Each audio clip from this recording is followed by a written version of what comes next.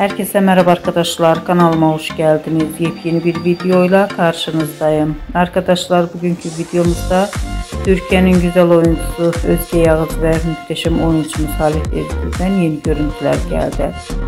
Qeyd edək ki, serialın başrollarını Halit Özgür Sarı ile Özge Yağız'ın paylaştığı muhteşem dizimiz Gözleri Karadeniz dizisinin yeni görüntülerini sizler için YouTube kanalımda video halinde sunuyorum.